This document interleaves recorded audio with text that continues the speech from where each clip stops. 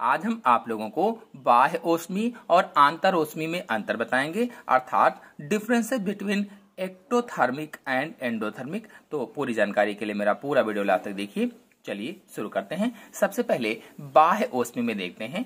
तो बाह्य ओस्मी शीत रुधिर वाले प्राणी होते हैं। इनका तापमान अपने वातावरण के साथ बदलता रहता है, जैसे मछलियां, उभयचर, सरीसृप आदि। तो बाह्य ओस्मी यानी एक्टोथर्मिक हो गया, एक्टोथर्मिक। और ये असमतापी जंतु होते हैं।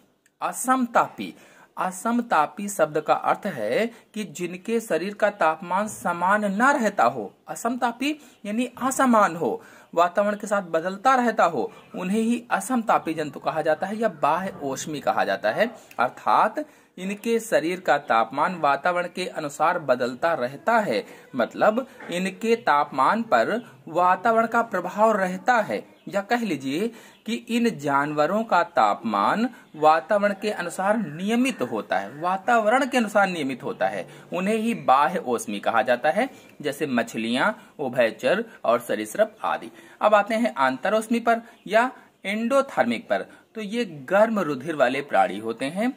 इनके शरीर का तापमान नियत रहता है, जैसे चिड़िया, स्तनधारी आदि। तो आंतरोष्मी यानी एंडोथर्मिक हो गया। ये समतापी जंतु होते हैं। समतापी यानी जिनका तापमान समान रहता है, वातावरण के अनुसार बदलता नहीं है।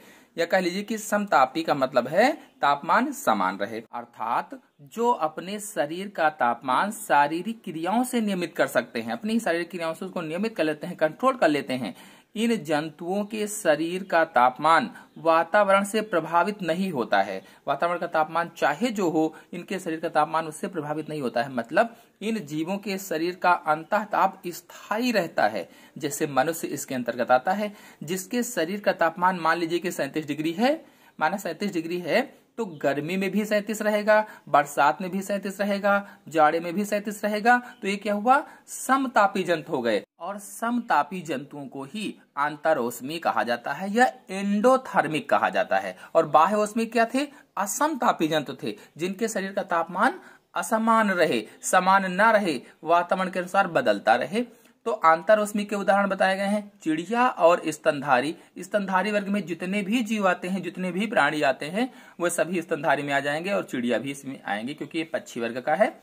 और बाह्य ओस्मी में मैंने बताया मछलियां हैं, उभयचर हैं, सरीसृप हैं आदि आते हैं। तो इस प्रकार से बाह्य ओस्मी और आंतर ओस्मी में अंतर आप लोगों को अच्छी तरह से समझ में आ गया होगा। तो आज के अंक में इतना ही। अगले अंक की जानकारी के लिए मेरे चैनल को सब्सक्राइब कर लीजिए। Thank you.